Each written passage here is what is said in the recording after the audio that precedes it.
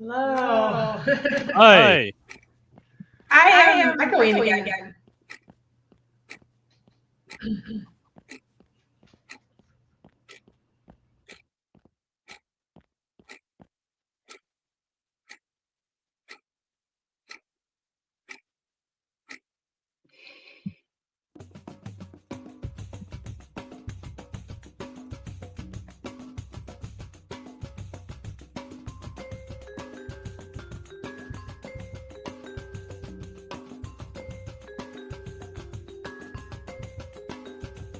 Hey, what's up, y'all? My name's Barat. And if you don't speak Spanish, you're SOL.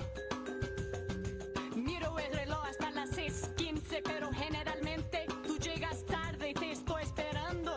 Queriendo verte, mi corazón late cada vez más fuerte. Y siempre te estás quejando, yeah, you love to complain, just like you love to fuck around with my poor gabacha brain. Hay algunos consejitos que yo voy a darte. Escucha bien a lo que voy a explicarte, no te quejes. No te quejes.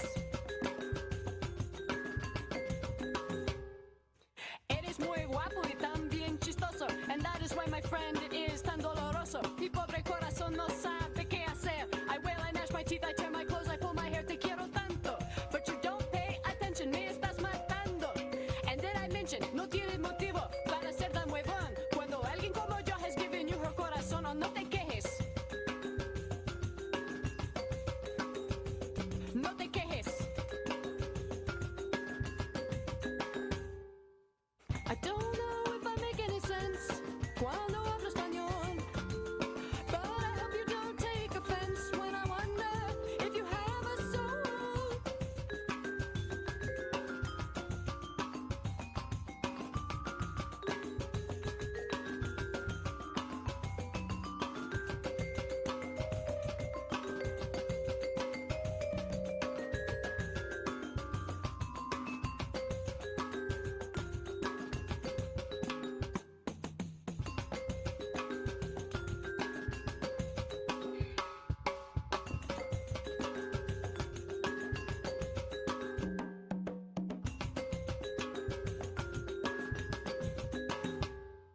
I have to let you go, I can't do this anymore. We'll both say adios and I'll show you the door.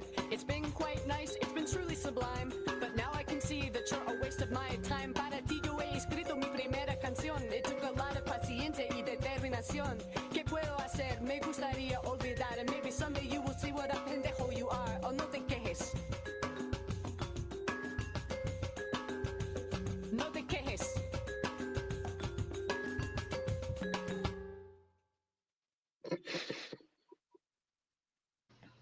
Hello.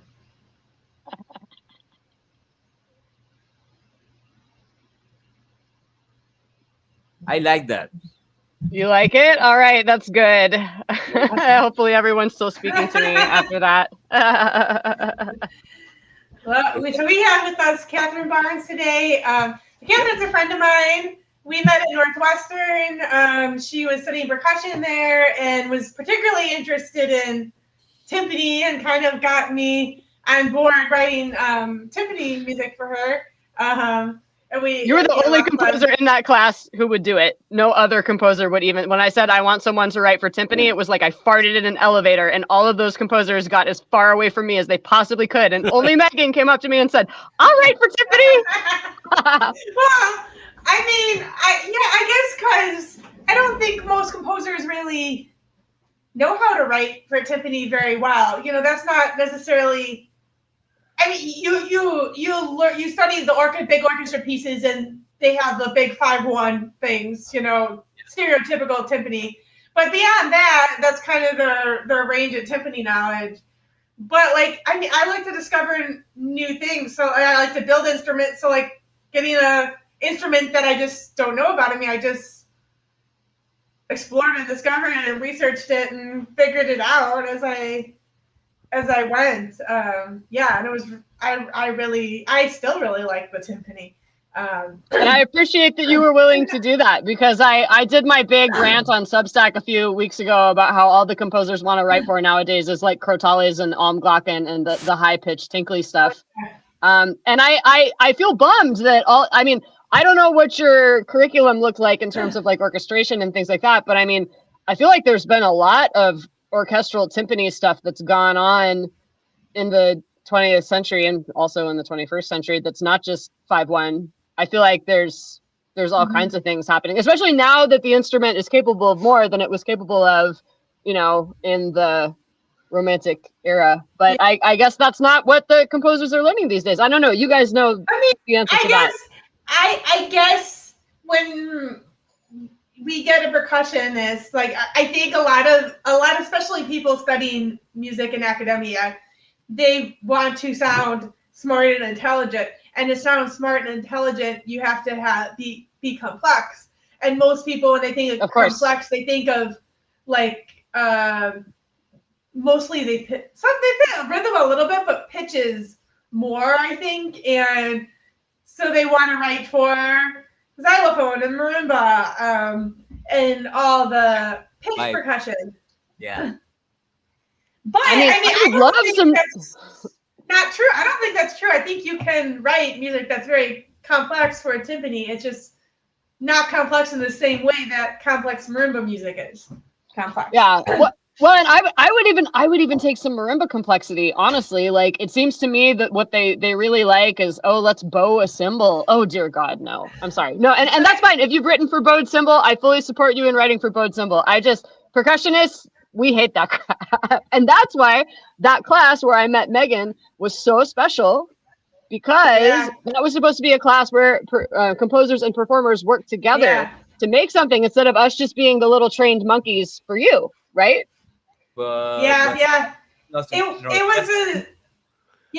a special class. It was taught by Aaron Cassidy, who he came up. He went to our alma mater, University of Buffalo, and he did a lecture there before too. So they've met him, and so he taught the course, and it was called Composer Performer, and it was specifically about composer performer relationships and writing pieces for specific performers, and not just writing generic pieces that a performer could play. And the first day, I think we had to get into groups. And to be honest, I think you and Ari, the violinist, so I wrote a piece for timpani and violin, teamed up very early on in this. And I think you guys were the last people I talked to, and it was more because I felt very like intimidated and felt like you both were like much higher level musicians than me. And I felt like, probably somebody who is like a doctoral student will want to work with them. Nope. But I can't wait to be a fan. I'm like, okay. So it was generally speaking that people didn't want to write for the timpani. Like, it was graduate composers and undergrads too, right? Yep. Mostly there was a couple undergrads, but it was mostly graduates in that class. Okay. Yeah. And there was me, and I think I was a freshman. That was my first year undergrad. And then I think there was maybe a senior undergrad as well. And then a lot of doctoral students that were in that course. That's how they structured. I don't know if it's still that way now, but at the time they structured all their composition programs so that all the composition classes were for grad students and undergraduates together, and they would have different requirements for. I'm sure they expected more of their doctoral students, but like for me, it was I feel like I learned just as much, if not more, from the doctoral students as I did from my actual professors. I probably was annoying to them, but I appreciated them. Yeah. That kind of surprises me in a way, because you always kind of describe the grad students as more open-minded than the undergrad over there specifically. Well, not in that instance. No. They were I don't know. I think they were open-minded about certain things. Like, I think they had listened to a lot of like Morton Feldman and Bachmann and Xenakis and all these, composers. I was not very familiar with contemporary music too much at all. I mean, the summer before I'd gone to Tanglewood, and the Boston University one. Yeah, and I did that too. They programmed some contemporary music, but it's very conservative, bland, run of the mill contemporary. That was like the first contemporary music I've ever heard. But yeah.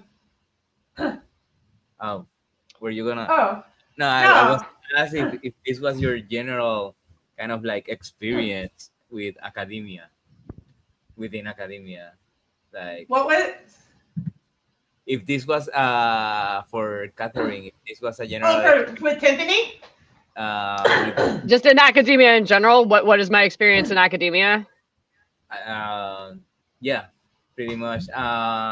General experience, but like that of rejection of certain instruments because of not being, let's say, sophisticated enough.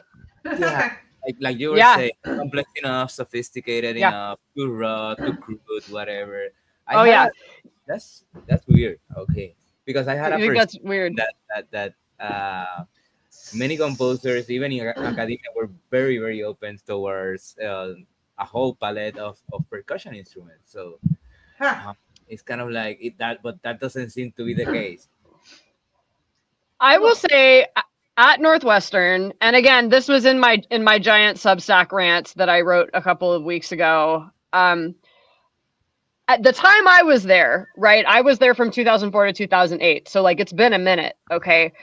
And when I'm talking about academia, I'm not necessarily talking about the composition studio at Northwestern because I didn't fully know everything that was going on there. I had kind of limited contact with composers. Like I did the work with Megan. I think I played on a few like composer reading sessions. So what I'm talking about is mostly my experience within the percussion studio itself. Although there were, composers here and there running around, and I didn't think they were the most open-minded people.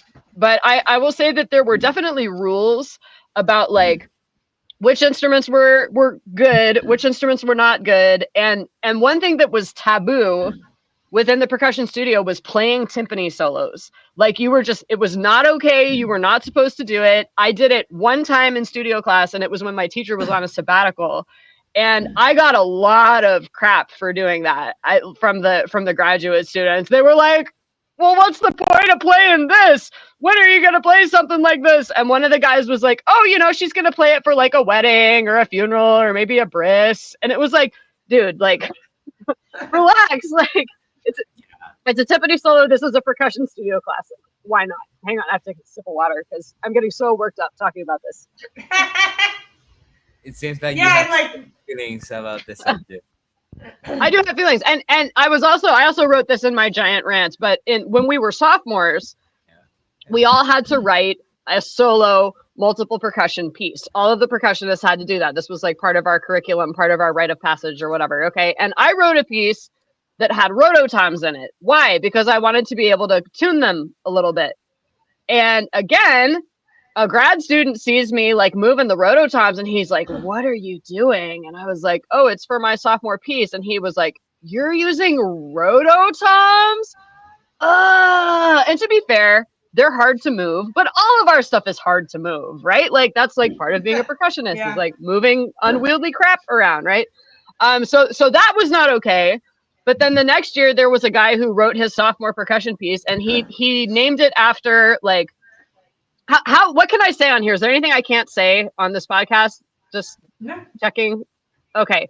So you know how anything. Okay. So you know how guys like to come up with these like really horrible, disgusting sexual things to do to women, but then they come up with these like innocent names for them, like, oh, Dirty Sanchez. It's where you like wipe your poo across her face so it looks like a mustache. Or a strawberry shortcake. It's where you like grab her, you like punch her in the face and then like jizz on her, and it's a strawberry shortcake. Like, you know how guys do that? I don't know why they do that. One of the guys in the studio named his sophomore piece Table Time which is like a thing where you're like doing a girl from behind and then you slam her face in the table and you say, "It's table time, bitch." And that was what he named his sophomore piece. No one had a problem with that, but rototoms were a big problem. So I'm a little bitter. Yeah. Yeah, I mean, I think that's something too. Like, I mean, you could see, like Third Coast Percussion kind of came out of Northwestern people, probably around the same time period. Oh, I know all those guys. I went to school with all those guys. You know, yeah, I did. Yeah, I did. And they largely, I mean, they largely play Steve Reich and other minimalism and like kind of, I don't know.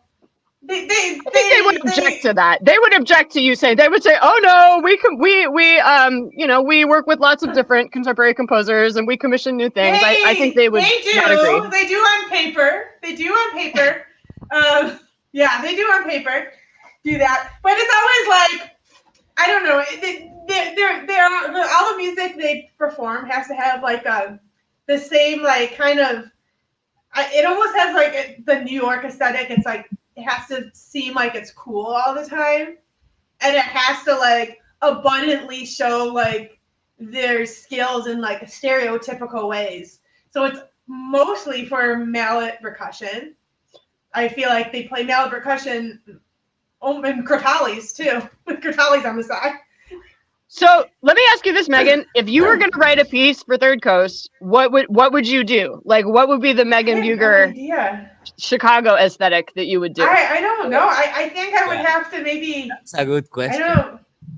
I'd have to build them instruments or give them like trash or something. I don't know. Would you use them for the piano? Yeah, I mean, I think I would have to find a situation where it would be impossible for them not to do their thing, which is a lot of complex notes and chords really fast, and they have they're very skilled percussionists. They have very good technique, but at a certain point, I just don't care. You know, like it's. So what do you care about? All they're showing. Well, I want something that's going to be interesting. You know, like what's interesting? Like artistically interesting, and something that's going to be. I don't know, like not like everything else I've heard already. So I want to ask all of you composers, listen to me talking to you this way. All of you composers, I want you to tell me something, okay? Which is your relationship to groove, because Megan was talking earlier about how when that academic composers, they want to seem intelligent, right? So what do? They write a lot of complex pitches. Pitches is what they use to make themselves seem intelligent. Well, I'm going to tell you, my love language is groove. Okay, that's why you heard the song at the beginning. That's why I've traveled to all of these different places that I may have had no business being, but it was because that's what gets me excited in music. But that doesn't really seem to be a thing that's very interesting to a lot of contemporary composers. Do you agree with this, or do you disagree? Talk to me. I do see a lot of people. I do see a lot of composers, especially in the New York scene, doing that. Yeah. Doing groove or doing groove, I think. Okay. But they mostly do groove through electronics, I would say. Okay. Mostly electronics that I hear. I will say for me, I don't know if I don't know if you would necessarily call it groove, but I love pulses. I like regular pulses and large scale repetition, but not in a minimalist way. In a way that, because I like when things break down, but they break down naturally by the physical nature, and like nothing's ever gonna. I think a lot of composers strive for irregularity, but if everything just as irregular as possible, nothing sounds irregular. Like if there's nothing regular to compare it with. So I often do have like really repetitive just beats or pulses, because if I break it down, or it slows down, or it stutters, or it gets like stuck in a spot, like you're never gonna know if that's just all it is.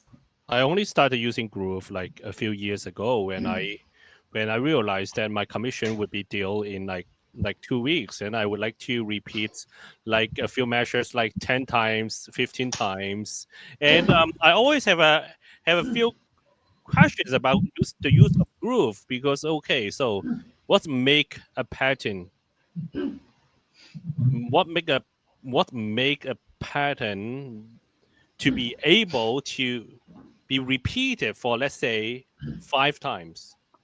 Okay, so what kind of characteristics will enable such like a repetition maybe? Another issue when I try to use a lot of groove or repetition is like, so how many times should I use the groove? Can I How ask you long? a question? Yeah. Are you thinking that groove and repetition for you are those two synonymous? Not really the same, but Okay. I mean, you can repeat something that is not a groove. Very, very, very easy to say that because, for example, the couple, what the ternary form is not like having like a groove to for repetition. But I'm just saying that when I work on that commissions, when I got an email from the secretary of whatever organization telling me that, hey, Chenting, your piece is late. Would you please send me the score? And oh yeah, I need to get something to repeat. I have to like this the final survival kit. So okay, let's get something that can like like a measure of like, oh, that piece was for marimba and bass clarinet. So what should I do with the marimba? Let create some kind of groove. So and then I can repeat it like whatever, and then whatever like pop or whatever way, and or like electronic music. But then we have a question. So how many times I repeat such a one measure, let's say 5/8 groove? What should I do with that? I always have these kind of questions whenever I have to put the repeat song. After that project, I like using groove in my work actually quite a bit. I had a piece for like, I forgot the instrumentation, sorry, like alto saxophone, drum set, piano, cello, and then yeah, there, and then I use so-called grooves of in a more arbitrary way though. Yeah, but I like using these kind of materials because I feel like, yeah, I can save some time, to be honest. I don't want to sound lazy to people who support me, but I do. I do sound lazy now because I just don't. I sometimes I feel like having a groove make the music more pulsating, and it is also more memorable in some way. Yeah, but in the past I I never used, not even repeat song. You won't see the couple or whatever repeat sign in my piece. I would just feel like, oh, it's like a shame because I was just lazy maybe, or I was just unable to think of anything. But gradually I think that okay, yeah, I need to use that. Yeah, anyway, sorry, I may have digressed quite a bit. Yeah. No, no worries. Okay. But that's your understanding of groove. It's like if we're talking about groove, it's kind of like the way I see it. It has to do with repetition, but it's more about a feeling that you try to project. Right. So Hmm. and kind of like danceable. It's related to be danceable, but not exactly the same thing. And you made me think about my music when I compose. It will seem that I will lean more towards an academic sense of developing, but when I perform, I'm looking more for a groove, or the groove comes out more naturally. So there you go, in a way, like I'm reflecting on myself as a musician, how I deal in different positions or different functions. If I'm a performer, I don't think the same as if I'm composing. It will also have to do with the goal, I would say. And in a way, we could also speak about intuition, because I kind of like uh, play more intuitively than I compose too. So there's more thought and revision and editing that goes into composition. Yeah. It's not that I don't use grooves, but they are more of like a byproduct of what I'm trying to do. Sometimes if I'm using multi rhythms and or stuff like that, multi layers, then there's a section that is groovy, let's say. Uh, but I'm not chasing that when I compose necessarily. But if I'm playing, but I also improvise more when I'm playing, so that Mm. has to do a bit with it. Mhm. So And you play guitar? I'm just sort of making yeah, an inference based on what I see. yeah, that's right. Uh, how did you know? Uh, But yeah, I yeah, mean, how do you see I groove, think, Megan? How do you see yeah, groove, Karin? Because yeah, I think that everybody kind of has a sense of what groove is, but to define it objectively, can you define it objectively? Let me search for a Uh, definition. objectively. Yeah. I don't think I can do anything objectively, Juan, with all due respect. I mean, Wikipedia to help you. what'd you say? I said get a Wikipedia to be objective. We need Of course. yeah, that's the only way. I think to me a groove is a rhythmic pattern that makes me want to move, and it may or may not be repetitive. I mean, as you all were talking, I was thinking right now I'm taking an audition. I don't want to say which one. You could probably figure it out though, based on where I live. And the list has exactly one woman composer on it and one composer of color, and it's the same person. It's Gabriela Ortiz, who's a Mexican composer, and the piece is called. It's called. I don't know if it's pronounced Tenek or Tenek. It's Teenek, and it's like a 12-bar marimba passage, and it's not repetitive, but it does groove. I mean, it's like all the accents are in different places, and like the notes are repeating, but not in exactly the same order.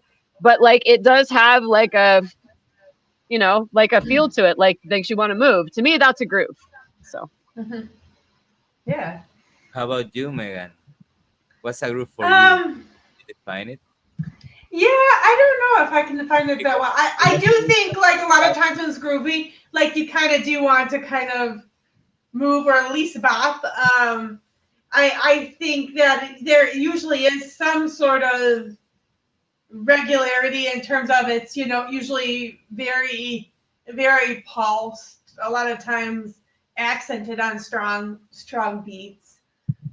ooh, no, we got to hit the weak beats to make it really groove. Yeah. Yeah. Like the E's and the U's. That's what I literally, when I was in middle school, I read Drum Magazine, and they were talking about like the drummers in New Orleans, and they were like, oh yeah, you got to accent the weak beat. That's what makes you want to move your butt. And like that always stuck with me. Yeah. Anyway, Chunting, your turn. It's his turn. He has to say what his definition of. Yeah, there you go. Okay. Groove. I just want to respond to the accent on the weak beat. Yeah, I love it. Yeah. What is better than that? Yeah, but Subject to Merriam-Webster is an enjoyable or exciting experience, or a pronounced enjoyable rhythm. That's your enjoyable rhythm. definition. Yeah. Pronounced enjoyable rhythm. I like that. Yeah. Let's put it Yeah. that way. So is Yeah. that what you search, what you're looking for, what you try to project in your music, in your works, Catherin? Me? Yeah. I mean, yeah, I think so. I think that's, well, to me, that has to be the foundation. I mean, there can be other things that go on top of that, like, clever lyrics and catchy melodies and whatever. But without that foundation of the enjoyable rhythm, there's nothing. And like were grooves considered not academic in a percussion studio? I wouldn't say they were considered not academic, but I would say, as you mentioned earlier in the composition studio, the goal was to be as complex as possible. And the more complex something was, the more highly it was valued, the more highly it was considered, worth playing. And I will tell you that when I became interested in the music of other cultures, because I wanted to see some cultures where drums were not like an afterthought at the back of the orchestra, where drums were like the main event. My teacher at that time was not at all encouraging of me to do that, because in his mind, the only reason I wanted to do that is because I thought I was bad at the marimba. And that was part of it, but it wasn't all of it. You know what I mean? So, yeah, we were not encouraged to play grooves, is the answer. Ha! But as a You composer, I would say writing a good rhythm or good groove can be way more challenging than like writing the so-called melody. I Really? would feel like it is more into it rely a little bit more on the intuition, because when you talk about like melodies or Yeah. pitches, you may rely a little bit more on your knowledge on whatever set theory, whatever harmonies, or whatever pitch organization kind of like concepts. But I would feel like writing a good rhythm requires a very good sense, a good rhythmic sense, or some kind of like intuition. Yeah. And Well, yeah, if you think of just like, you know, basic theory curriculum, I would say 95% or more of that curriculum you're studying pitches. mm, You know, they're not talking about rhythm know, very much or very profoundly. A little bit about form, but but I and would the say more that I study and teach temporary theory, though, because I think the only reason that is because it's very easy to talk about pitches. Hmm. And it's What did harder you to say? talk about rhythm.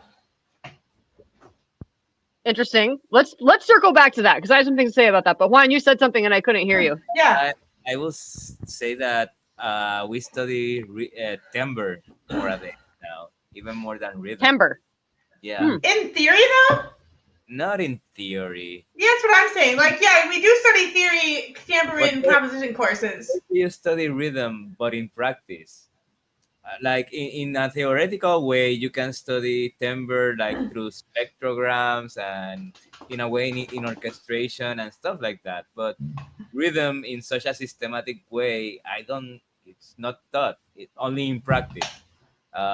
When you go out and I don't know where you've been, that Catherine, that you told us that before that group has taken you to all these crazy places. I want to know which crazy places, but yeah, it's like such a systematic, sorry, way of teaching rhythm. I don't think that there is quite a method out there yet, honestly speaking. I think there is, but I don't know that we're talking at the university level. One of the places I studied was in Brazil, and I worked with a music educator down there whose name is Lucas Ciavata, and he has this method that he uses to teach kids rhythm and adults too.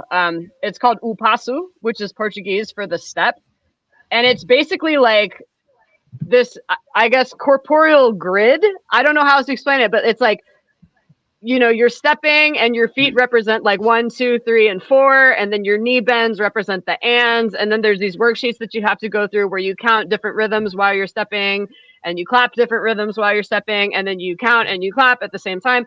And I built a whole curriculum off of that I taught at a private school for about 8 years, and it really, I mean, I guess in this culture we sometimes talk about rhythm as like something you have or something you don't, and I just think that's nonsense. I think rhythm, it's like learning to read or write. It's something that anybody can learn, Yeah, it's but like there's dancing. not. Would you say? I will say that it's like dancing in a way, right? It's like Mhm. you learn to dance. Mhm. You have to go to classes, like picking up an instrument. Mhm. I'm sorry, I kind of interrupted you there. Sorry. No, You were that's okay. I like what you said. It is like dancing, and I think there's in some cultures people learn to dance like through like just being around their family, being around, they kind of learn it by social osmosis, and then it's kind of the same thing with instruments too. But in I would say American culture, especially white American culture, you have to go to a class or do something like that if you really want to learn how to dance, or if you want to learn how to play an instrument. Mhm. Yeah, it's kind of well, yeah, that's pretty much what I was referring to. That where you mostly learn rhythm is through practice. I would say, yeah, like doing dancing, playing an instrument, and getting into the vibe or something like that. Mhm. But yeah, I would be interested in seeing this method. Do you have it like an outline for it or something? Yeah, if you I can send you a link, or if you look up Upasu, O space PASSO, Lucas Silvada, the guy who invented it, has a whole website where he's got all of his worksheets that he uses, and he probably has videos of him, like he made a in Portuguese it's a bloco, but it's like a percussion group that uses this method, and so he has videos of that, and I'm sure he has videos of him teaching as well, because he teaches all over Brazil and all over the world. But it's I will tell you, it's a little tedious, but it is very, very, very effective. My students, I had kids come in who like couldn't keep a steady beat at all, and within, sometimes it would take them a couple years, but they would eventually be able to sit down and play like grooves on the drum set, and it was because of this method that he taught me. So Pretty awesome, I will say. Where else have you gone? Have you been to? Megan told me that okay, and ethnomusicology in a way, or do you? I considered ethnomusicology for a long time. Academia stresses me out, but ethnomusicology was on my radar for a while. I when I was an undergrad, when I was a junior, so this was it. Actually, this was the same year that we did the timpani piece. Yeah, Megan. I think it was right after the original one. Yeah. It was right after, yeah. So I got an undergraduate research grant from Northwestern, and I went to study drumming in Ghana. And that was inspired by, I had a teacher in high school who taught at San Diego State. His name was John Flood, and he had gone to Ghana and studied the music of the Anlo Ewe, which is a society that's in southeastern Ghana, kind of on the border with Togo. And they have very, very rhythmically complex drumming that they do. And so I went and studied and lived in this village. And that was, I need to shout out Dr. Pascal Young at Ohio University. He helped me set all of that up. And so I did that. And I had been wanting to also go to Brazil, to Rio de Janeiro, to study in the samba schools, which is like, I could say a lot of things about, I went into that very naively, and there was a lot of, I didn't fully understand my own culture and my own, privilege and all that going into it. But I got a Fulbright scholarship, and I went to Brazil and studied percussion after I graduated. And so it was a lot of samba percussion. And then also I had a teacher who was an ordained priest not a priest. He was an ordained drummer in the Afro-Brazilian religion called candomblé. So he taught me those rhythms. But because I'm a woman, I'm never allowed to perform those in a ceremonial context. So it was just, it was under the table, I guess. But he taught me that. And then I came back to the US. I went to Haiti, and I taught there. I wasn't really studying any of their music, which is a bummer because there's some great percussion in Haiti. But I taught there in 2011, in the summer of 2011.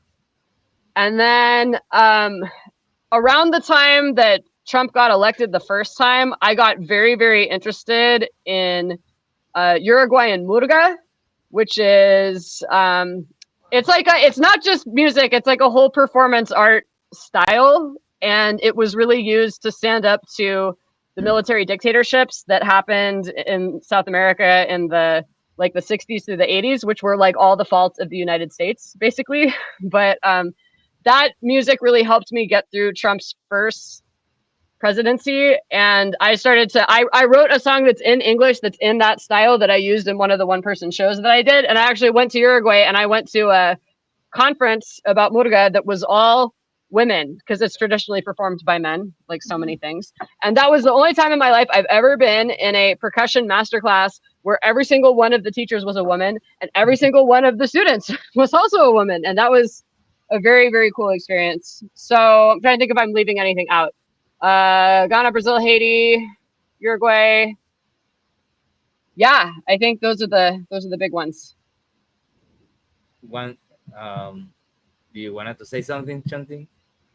I'm just curious, how do you deal with all the language barrier or cultural barrier because you seem to have like visited quite a lot of countries, being exposed to various kind of musical cultures. I to be honest, I'm not familiar with any musical cultures that you have just mentioned. I just feel that perhaps the notation, perhaps the the thought process when they try to do music may be completely different from what we learn to do, right? Yeah. You are 100% right. And I will say,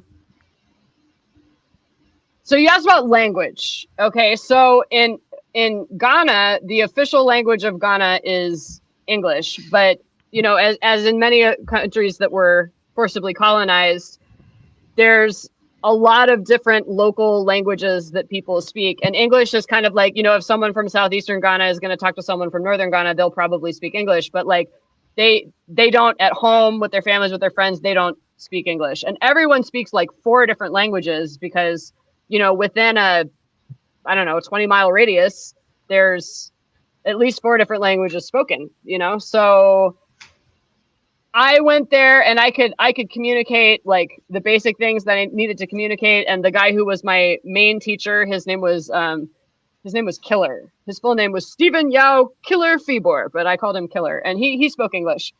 But I had to learn. So the language they speak is Ewe. I had to learn some Ewe. I took Portuguese in college, so when I got to Brazil, I could speak, but I couldn't really understand yet. That took some time.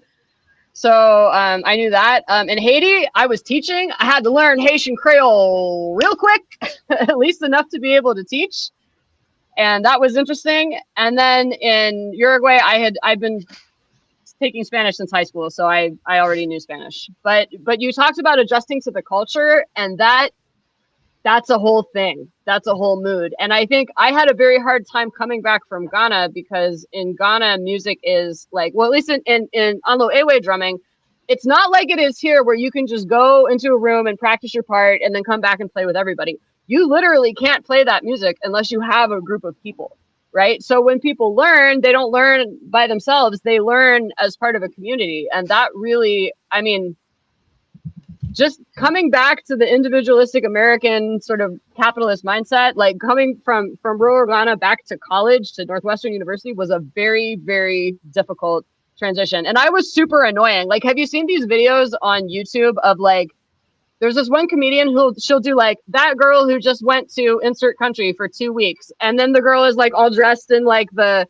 outfit from that country. And she's like doing all the like stereotypical things. Like, that was me, dude. Like I had such a hard time coming back because I just think that there's so many things we're doing here, not just musically, but like as a society that don't really work.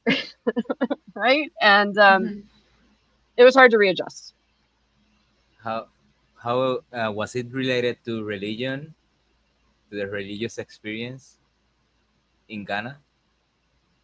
Oh, was it related to religion? Oh, that's an interesting question. So, well, I feel like music and religion, there's very often a link there, right? Very, very consistently. And I don't know if there's any cultures where music and religion are not connected in some way. But I will tell you that my experience in Ghana was interesting because the woman I lived with, who was a singer and a dancer in sort of like the local cultural dance troupe, she was very, very, very Catholic. And so because I was living under her roof, I had to go to Ghanaian Catholic church every Sunday, and it was 3 hours long, and it was in, a language I did not understand, and it was so boring. But the music was gorgeous because they had their traditional drums, but they were singing like the 4-part European harmonies on top of that, and it was gorgeous. Okay. Yeah. But they have a really big rift there between people who are Christians, who are practicing the colonized religion, and then people who practice the traditional religion called, they call themselves Bodutos, like Bodu. That's where voodoo comes from, right? And there's a big rift there. So, but they both, revere the traditional drumming that they have. Like I never saw a Catholic person there be like, oh no, like I can't go. The funeral is where they have the drums. I can't go to a funeral because there's drums there. You know what I mean? So does that answer your question? Yeah, definitely. Okay. At least it sheds a lot of light over the practices over there, and it would seem like that's in the Caribbean is mostly is similar. There's a similar situation between uh, the African practices, religious practices, and the Catholic ones. And at some point, like you see the rituals of, let's say, three generations before us, and there's like elements of both, even if they are, especially if they are in the official religion, in the Catholic religion, like they will incorporate all of these elements. And I have to, I would think that it also has to do with social class too, because even if Hmm. you have different religions, if you are in a lower social class, it's kind of like the culture is gonna blend together, it's gonna mix together inevitably, let's say. At least like that's what I perceive. um so I will guess that it, all of these have influenced the way you make music, right? Do you still make music? Are you actively making music, compose, or being a performer, like what we saw at the beginning of this? So that's a good question. Um, I have been on a little bit of a hiatus. I've been I haven't I'm a little stressed about the fact that I haven't written a song since 2022. Mm-hmm. But I was thinking about a Brazilian musician slash writer that I really, really like, whose name is Chico Buarque. Have you heard of Chico Buarque, Juan? I feel like people in Latin America tend to know of him more than people not in Latin America. I can't say I have, not really. That's okay. No, that's totally fine. He's kind of like, people call him the Bob Dylan of Brazil. He's not only a prolific singer songwriter with a not very good voice, kind of like Bob Dylan, but he also writes novels that are like Ulysses, you know what I mean? They're like really highbrow, like literature. And he says that when he kind of goes back and forth between composing songs and like writing books, and he doesn't do both at the same time. And so I was feeling stressed about the fact that I haven't written a new song in a while, and I've done a little bit of performing here and there. The last time I did my second one woman show, I think, was in 2023, and then I play with the San Diego Symphony when they call me, which is not very often, but we're working on that. um, so I was gonna say that I've been doing a lot of writing. Like I wrote a third one person show. I wrote a whole script for it. I'm never gonna do it though because it's solid shit. And then I wrote a novel, and I feel like, okay, well, I'm proud that I did that, but it's not quite the same. I did write a novel. Yeah, I wrote a draft. Yeah. It needs to be edited big time, but it's not the same satisfaction as like writing a song and then immediately being able to go and perform it. So Yeah. I mean, I think all of us, like, we all have, kind of, it ebbs and flows. And, like, I think I'm always creative, but, like, I was saying in the last episode, I wrote a piece, I finished a piece about a year ago. And this past year, I've written pretty much nothing. But I've been painting a lot. And I know, like, Shun Ting, he also writes, Novels. he's also a writer too in novels, yeah. oh, cool. So Right? Love it. yeah, I mean, I think that's just sometimes how creativity goes. It ebbs and flows, and I tend to sometimes freak out when I'm in a time when I'm not writing music, thinking like, oh, I'm never gonna write music again. But it's not the case. It's just, I like to know. I like to be able to see the like me continuing and like see the pathway, and it's impossible to do that in today's world. I feel like, yeah, Well, it always depends on the setting you're in, right? I would say. yeah. But what pushed you to write? And something, what pushes you to write? I think in general I just like I'm creating curious because things. I studied literature, formally speaking, like on my Uh-oh. bachelor. So it's like, no, I'm not gonna edit you. Don't worry. I'm not gonna judge or anything. But I'm always curious. What pushes you to write? You people, weird writers. I believe we do have the passion of like creating things. Maybe not just like music, but maybe whatever medium that we may have a chance to express ourselves. I believe that's the case because uh, when I was broke and living in like Sunset Park in Brooklyn, my housemate would call me Lou. In Cantonese means I'm the person who likes making up things. I like telling like random tall stories that I just made up. Yeah, of course I don't try to harm people or try to like engage in any kind of fraud, but I just like writing things, writing whatever, like maybe beautiful music, beautiful sentences, whatever stories. I always wonder what kind of things may come, may what kind of story may develop in a certain interesting situation, something like that. Yeah, but in music, yeah, it is also the same that when I am like sitting in my study and I would like to write some music, I just think about, hey, yeah, I would love to make some sound, yeah, whatever sound. Yeah, I think creative people usually have this kind of like passion. Yeah. Yeah. Mhm. Would you agree, I Catherine? I completely agree. Yeah. I mean, I think that part of the reason I've been writing is that I just have a story in my head that's like wanting to be told, and it kind of itches and it's always there. And I finally had to sit down and do there's this thing called National Novel Writing Month, which is November, which is like a terrible month to do this in. But the idea is that you write 50,000 words in 30 days. And I always wanted to do it because I was like, that's how I can get this itchy story out of my head. And so I did it for the first time in 2020 when everything was shut down and there was nothing else to do. And I got my 50,000 words done. I got my itchy story out, but it was only like half of it. And then a couple years later in 2022, I wrote the next 50,000 words in the month of November.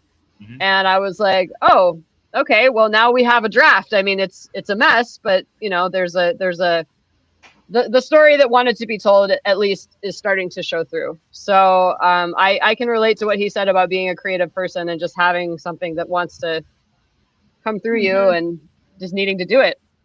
Would you say Mhm. that's the case for you, Megan? I think for yeah, I think especially like I've been painting a lot the last year, and I think that's definitely the case because frankly, it's much easier to paint than it is Hmm. to write it because I can just paint and then I have it and it's done. I don't have to go find a performer, look at venues,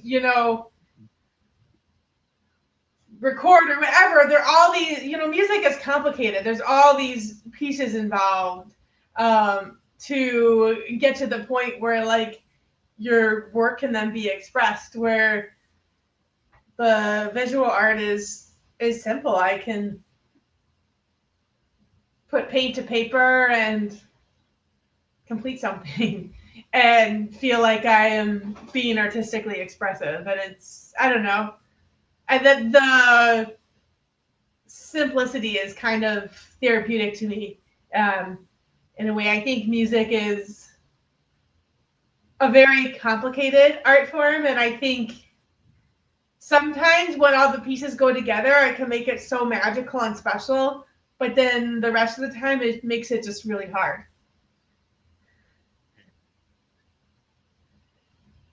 I'm wondering if you guys have ever in such a situation that people may not understand what we are composing or like performing, but it is way easier to tell them, oh, I'm like writing such a story. I'm like I'm painting a lot lately. I'm just drawing like Oh, a bunch definitely. of cats, right? I'm writing this paper about art, whatever. It's more tangible. It's more like people can read it, understand it, whatever. I don't think that when you go to the general public, even in an educated uh, setting like a university, music is looked down upon because it is not understood by most people. So Hmm. it's not like in romanticism where music was seen as this.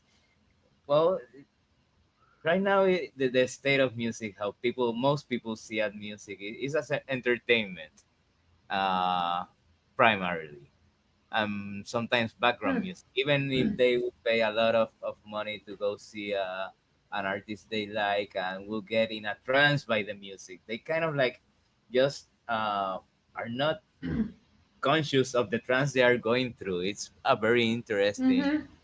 uh, Mm-hmm. phenomenon, I will say, because it's a deeply moving experience that no other medium can give you. Um, but yeah, I would say that. 2 years ago, I was in a rather awkward situation that I returned to Hong Kong and I met a friend who was also a music major who plays the piano and conducts choir at churches, something like that. And then initially the meeting was about like commissioning me to write a choral piece, but gradually, because I could sense that he doesn't understand what I actually write as a composer. So I just randomly said, "Oh yeah, actually recently I Even wrote a bit. I wrote like a short story, whatever thing. I'm working on some ideas about whatever dystopian fiction, something like that. And then he suddenly became very interested, very enthusiastic about like working with me and talk about, hey, oh yeah, I like your stories. Yeah, maybe we can turn it into some kind of script, because he at the time he was very interested in like becoming a filmmaker, something like that. Yeah. Hmm. And then I would say in the conversation it was like less than 20% was about like the commission. The most of the time was about the food as well as the film projects he was very interested. Yeah. Hmm. But one good way to kind of like make music more tangible is to be theatrical, and that's just Yep. what you do Yeah. basically. Like we could see it in the video, and Mm-hmm. like in should I call it your alter ego in Queen Map and stuff like that. I, Yeah. I kind of like don't. Well, can you speak about that in how you read that, how you see theatricality like as integral? I will say that it is to what I've seen, I've heard of you. Like most of it, you can listen to it. You don't even need a video to see that. So that theatricality comes through, I will say. Thank you. Um, so you were saying, how do I, the question is like, how do I integrate it, or like, what's the relationship? Yeah. Like how do you think about it? Do you go about it a certain way? Like, do you do the music first? Do you have an idea, a whole idea? How do you Mhm. visualize it? How do you bring it to being? How do I bring it to be? Well, I liked what you were talking about earlier when you're a performer, that you talked about that being an intuitive process for you. And I think the theatrical part is a big part of it is intuitive for me. I have an acting background as well as a music background, and I think that's part of the reason I was drawn to percussion. Is percussion is very physical and very theatrical, whether you want it to be or not. And so it was a good outlet for me in that way. I think that when I when I perform, I want to tell a story, just like how Chunting was talking about, like Sorry. telling stories is so so important to me. And even if it's not, if it's not in writing, any piece that I play, whether it's one that I wrote or somebody else wrote, like that's what we're doing, is communicating a story to the audience. And so I think that's where the theatricality comes from for me, is like, how do we convey this to people? Who The hardest part for me is like, if I'm playing a piece and I've had a lot of time to sit with it and marinate it in it and think about it, and the audience, they haven't heard it before, they haven't had that time with it that I've had with it. So how do I like maximize what I'm doing to really get through to them? Does that make any sense? Yeah. Definitely. Yeah. But then there will come the question: how do you visualize an audience? How do you visualize the audience if that's gonna be uh, your audience? Because we have Well, to be composers in many regards. Mhm. what did you say about composers before I answer that? That we have to do it as composers. Like we have to be in our heads for one. Hmm. We have to be in the heads of the performers, and Hmm. then we have to be in the heads of the imaginary audience. So what the audience is gonna be like. The medium is a big part of it. If you're writing for orchestra, it will never be the same audience as if you're writing for a chamber for percussion only.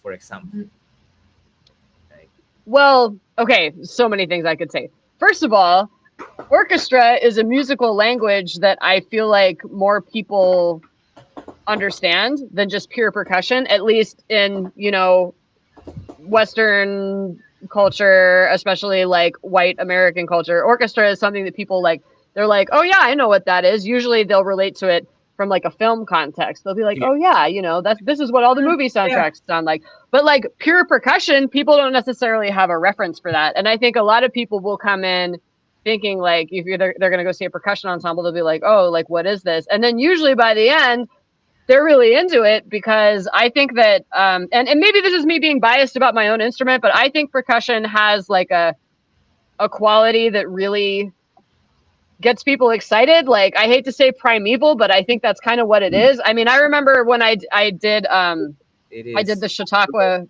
Mhm. I did the Chautauqua Festival when I was in college, and it's all the Blue Hairs in upstate New York. And when we would have a percussion ensemble concert, they would come in, with their little programs. And by the end of it, they wanted to come up and they wanted to touch all the instruments and they wanted to talk to us. And I mean, that's like what happens. Mhm. Yeah.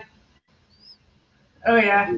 But I mean I I think most, especially like when we came from a program that was very very diverse stylistically, but everyone kind of wanted to explore and everybody liked percussion. Like everybody is wanted that to in write for Buffalo percussion. Yeah. or Northwestern? Yeah, Buffalo. Okay. Yeah, everyone wanted to write for because I mean I was always drawn to it as well because of the physical nature of it, and I like physicality, um, and so it No, really? seems like a very yeah obvious choice. So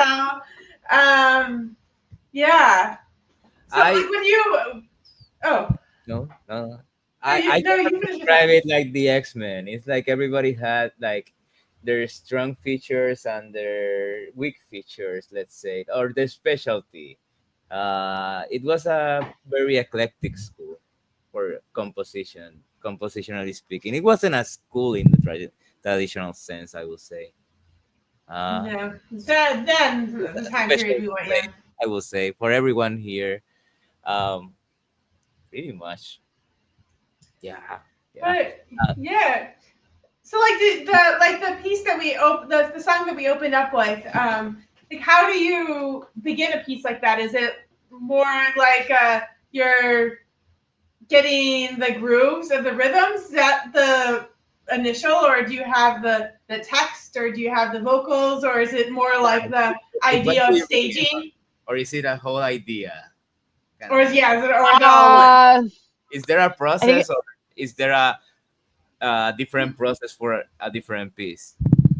I think it depends. That was one. I think that was one of the first songs I ever wrote, and I was very. It took me a really long time to do it because I think in music school I absorbed a lot of ideas about like the proper way to write music. And I remember I had this one professor. It was a theory professor.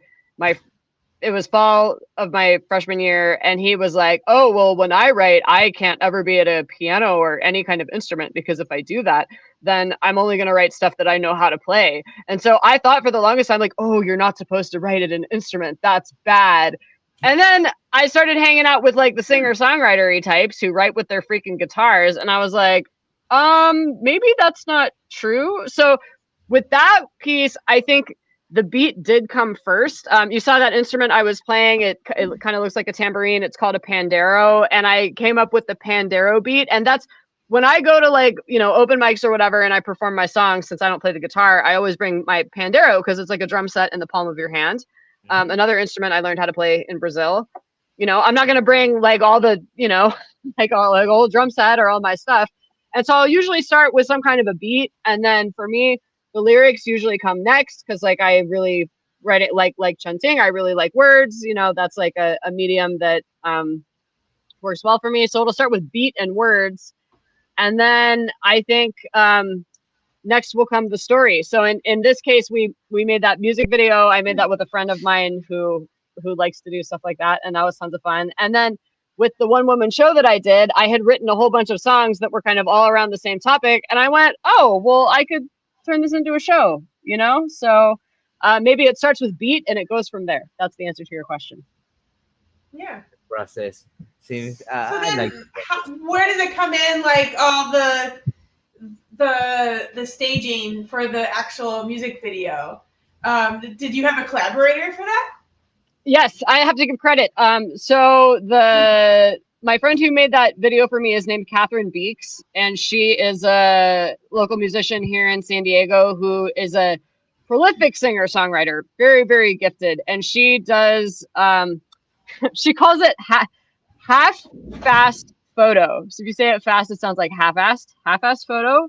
And she takes pictures and does video for a lot of local artists. And she had heard my song. She's like, oh, I want to make a video for you. And so we talked about it. And the song, I actually wrote it about a coworker that I had when I used to work at the place formerly known as Kinko's, which is now FedEx office.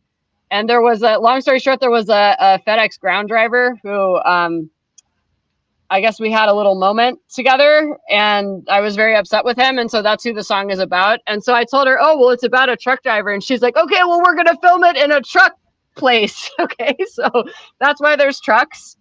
And then she had the idea to do like the dancing luchadoras and the devil chasing me around. Like that was all her idea. And I will tell you that now, especially since cultural appropriation is a super hot issue, right? I have a little bit of concerns about that. I'm like, oh no, like if someone digs up this video, if I'm ever successful in any way, am I going to get in trouble? But at the same time, it's a rad video. And I think it's a lot of fun. And the person that I wrote the song about actually saw it and he really liked it. So I feel like, okay, you know what? Like I'm scot-free. So.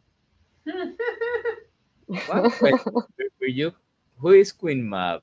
It's like, were you in, like, were you there? Was that Queen Mab or no? So Queen Mab, I wanted to use an artistic name because I'm a teacher, and so I'm always afraid that like some parent is going to hear me like singing a song about like dicks or wanting to have sex or whatever, and then I'm going to get in trouble, right? So at first and in that video, actually, I said it. I was using the name that I was given when I lived in Ghana, which is Gbera, Gbera. And number one, it's hard to pronounce. Number two, it kind of sounds like bra. And number three, I was like, you know, I probably shouldn't be like a white girl going by an African name. That's probably not the best thing to be doing in this world that we live in. So I was like, okay, well, what's another name that I could pick? And Queen Mab is the mythical queen of the fairies from, I think, like British and Irish folklore. And she gets mentioned in Romeo and Juliet in a speech that is done by Mercutio, who's my favorite character in Romeo and Juliet.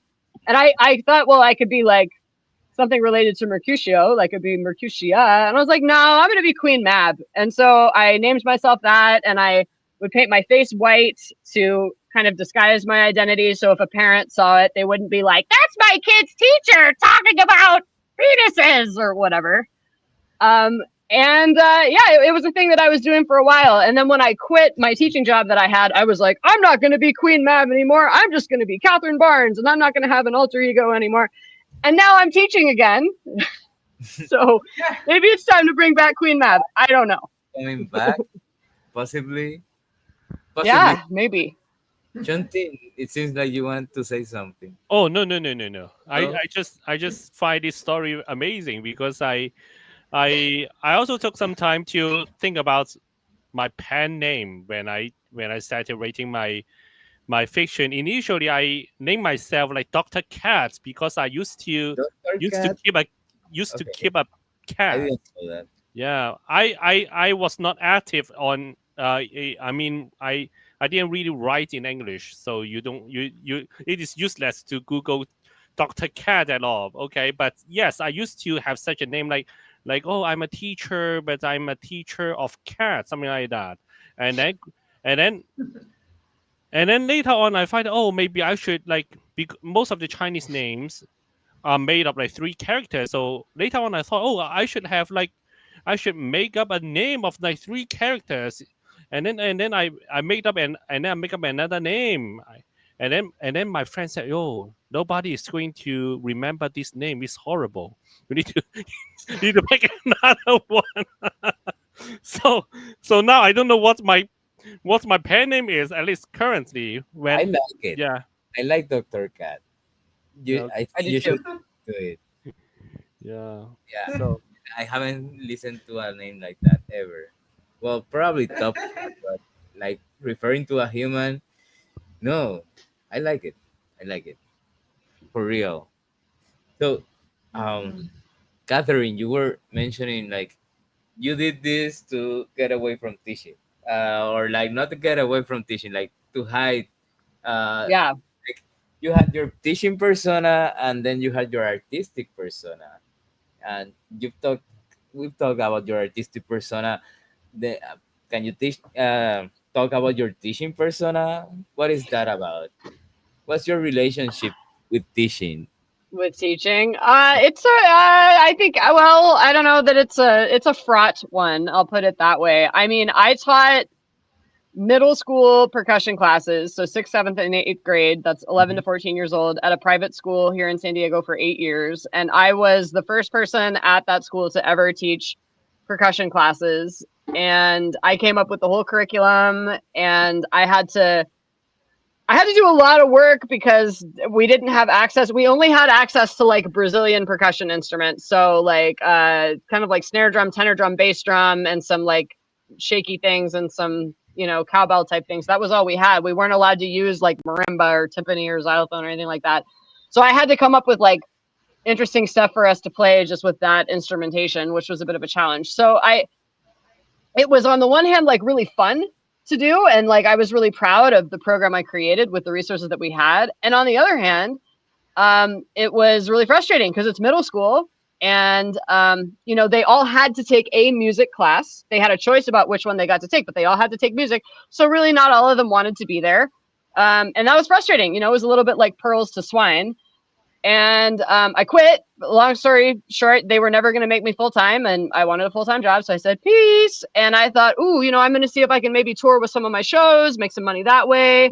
I'm going to see if I can start a studio where I'm teaching private lessons and make money that way. And neither one of those panned out. And I was substitute teaching. So long story short, now I found a way in to public school teaching, and I'm teaching special education, which is like, a very different ballgame.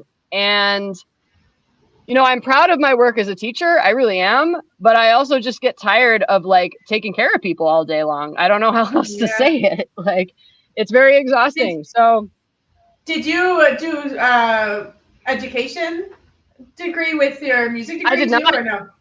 I did a performance degree. Yeah. So I can remember being a senior in college and just having these anxiety attacks where I'm like, oh my God, I'm going to graduate and I don't know what I'm going to do. And I'm like, oh my God, I'm going to have to be a teacher, and it's going to be like being a cowgirl. I'm going to have to like rope them in and like try to make them pay attention. And this is going to be horrible. And yes, it's been every bit as horrible as I thought it would be. And we still did some pretty cool stuff. Yeah. So I don't know. What's your relationship with teaching, Juan? I know you're a teacher. Um, what can I say? That's a good question. It's been a long day today. So, Yeah. what I teach is Western civilization in the end, like the Greeks and Romans and stuff like that.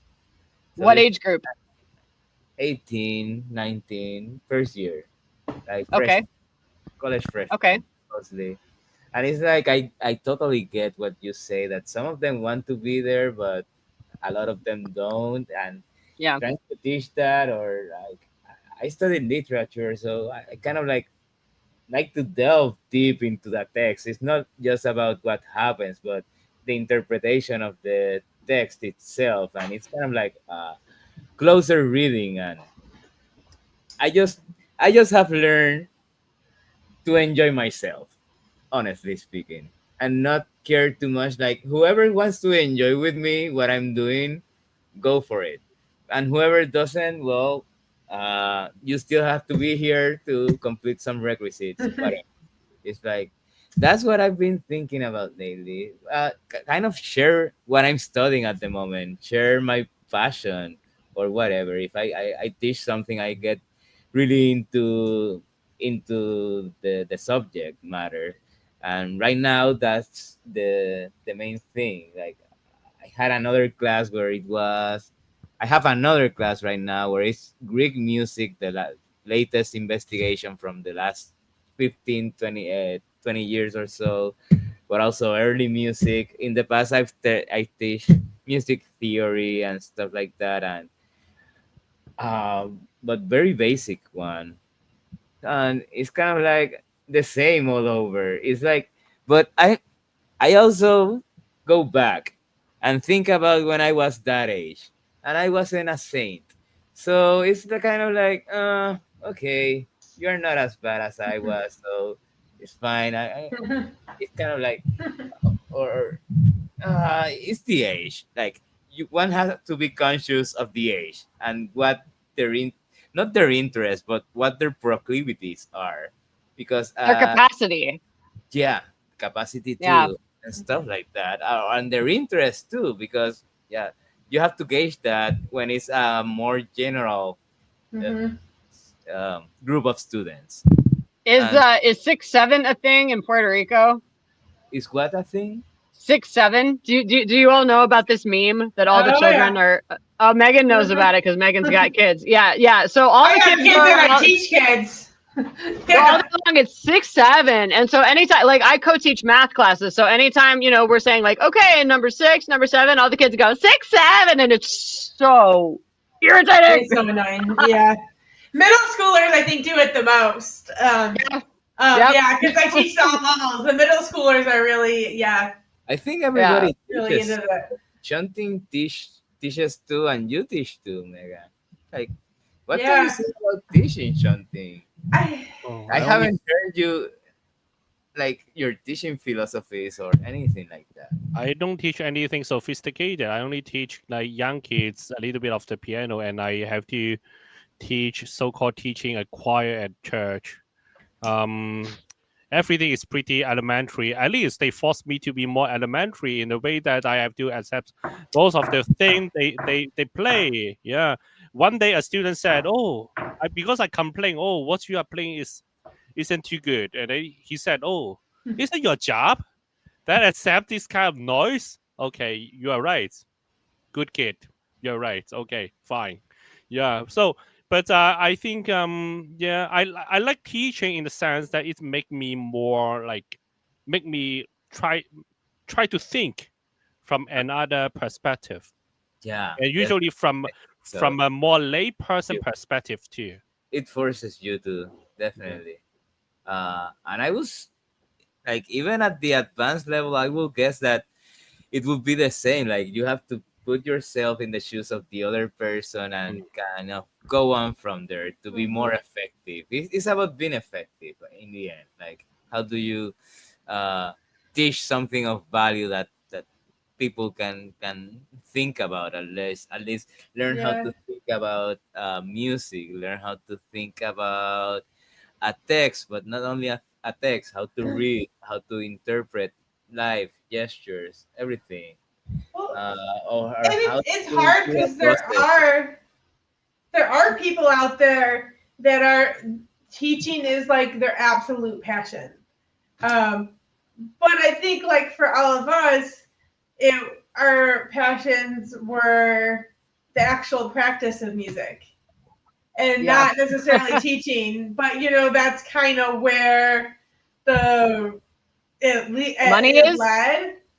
Yeah, and it's hard not to be like it's hard Bitter? sometimes. Like yeah, it's very easy to be bitter. It's very It's easy, and very I easy. sometimes It sit could be there. very easy and kind of like melancholic, nostalgic. All of Yeah, that. It's kind of, but but at the I same time, I one has to recognize. Sorry, I no, go I on. just I do think that I do a better job teaching when I just try to have fun with it, or I don't, maybe I don't do a better job teaching, I just tolerate it better, I don't know, but if I try to just really have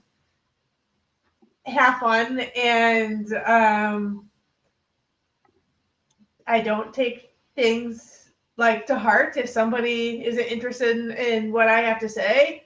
I'm kind of Never take it as personally. long as they're not preventing somebody from learning that wants to learn, I or like gonna be like doing something that's gonna like send them to the emergency room. I'm pretty okay. Like, Yeah, I can tell you work with middle school kids if you're saying that. Seems to yeah, work. yeah. Works for me. Uh, Catherine, you mentioned that you studied theater formally, right? Was it during your bachelor's? No, I studied theater in like elementary school through high school. And I honestly, when I was going to college, it was, I mean, because I'm such an incredibly practical person, it was like, do I major in theater or do I major in music? And I think I was more interested initially in majoring in theater. I think my mom was really uncomfortable with that. And she was like, no, no, no, no, you should do music, because she was convinced that if I majored in theater, I was going to have to sleep with directors to get roles.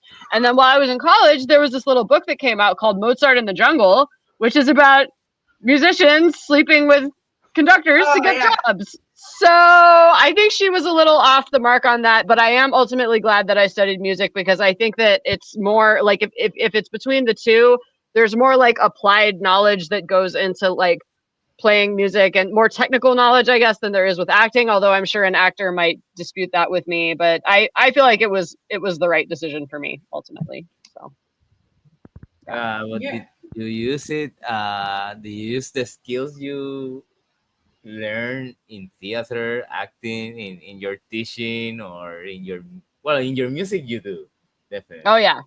Oh yeah, In definitely. your teaching, has it come handy in any way? Oh, for sure. I mean, teaching, the part of teaching I like is the part where I'm, in front of an audience, which is a bunch of kids who may or may not give a damn. And I have to figure out how to reel them in and how to get them into it. And that's the fun part. The not fun part is like the behavior and the discipline and the grading and the, Maybe in calling the parents. yeah, yeah, a Yeah. lot of things. Oh yeah. Definitely, I totally get you. Huh? Um. Yeah. Yeah. Is Yeah. there anything else you would like to talk about? Like, Do we want to play one more song as to counter to just kind of show the range a little bit more? Why don't sure. I should have sent you the video, the YouTube video of what my first one person show looked like, where I was playing vibraphone and singing like I have like quick clips of both. Yeah, I remember I seeing it, but I don't have the clip. let me pull it up for you. I should have sent that to you before. I'm just so incredibly organized. While I'm doing that, Chungting, do you ever have to call parents or deal with stupid crap when you're teaching the little kids? No, but I have to deal with my kid though. How old's your kid? It's 5. Yeah. Okay. I receive phone calls from the principals or teachers quite a bit about his like whatever behaviors. Yeah. Yeah. Uh-oh. What Yeah. does he do? Can you tell us on the air, or does that Actually, it's fine. He he like more like he just wants to do whatever he wants to do. He doesn't really want to follow instructions. He finds things boring or whatever, and then he just like ran away. Occasionally, I can tell he occasionally has like big emotions that I But uh-huh. we have he been used trying to to sleep teach him in how to seminar. regulate a little He bit. used to sleep in seminar. Chanting. I think that it's in Oh the genes, yeah, probably. it might be in the genes. Yeah, I Oh also my god. And you used to sleep in history, in musicology too. yeah You used to sleep in all classes. I'm a professional At the, sleeper. at the grad school Wow, I level. am jealous. You get paid to sleep. Yeah. Wow. A I professional wish sleeper, that would be something. Yeah. that was something. Yeah. Okay, I found one clip that I put into the Okay. what do you call it? The chat. And then Yeah. I'm trying to Yeah. find there's one more and I'm like digging through my Too millions of many silly things. videos to find it. Oh, here we go. Okay, I got the other one now. So let me share that. I copy that linkaroo and I'm going to put it into the chat. Okay, so those are the two. Those give you an idea of what that first show was. Okay. Let's see. The first one, I hate to meditate. Yeah.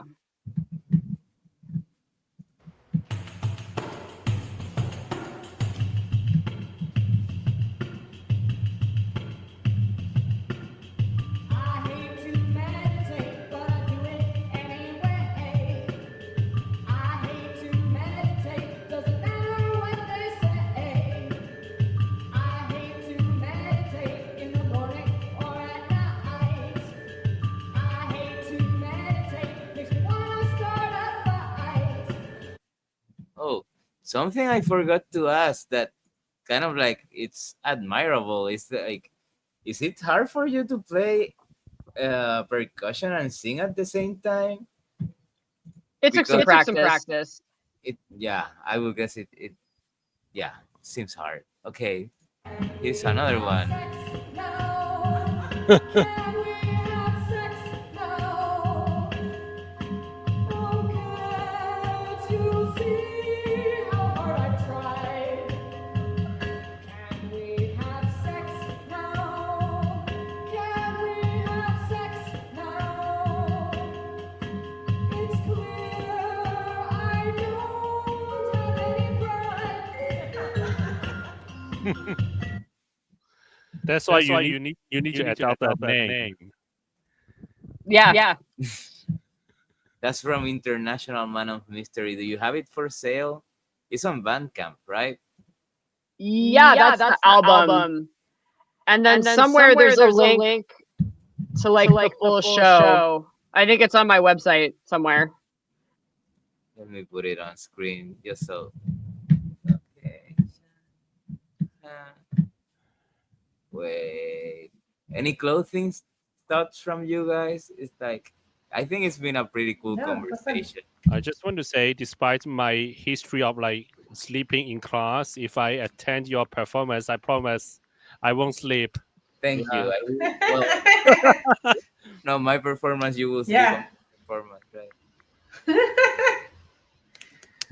No, yeah, I appreciate that. Yeah, that show was 50 minutes long. Hopefully the rest of it would be enough to capture your attention. I want to Yeah. thank you, Catherine, for being our guest and kind of like chatting for a while. Like, I really appreciate it. And it Yeah, was really, thanks for having me. Yeah, it's been fun. well, if nobody else got anything to say, well, I think that's it. So, bye. Take care. Yeah, it's been great. Thanks a lot. Bye. Thank you. Thank you all. Bye.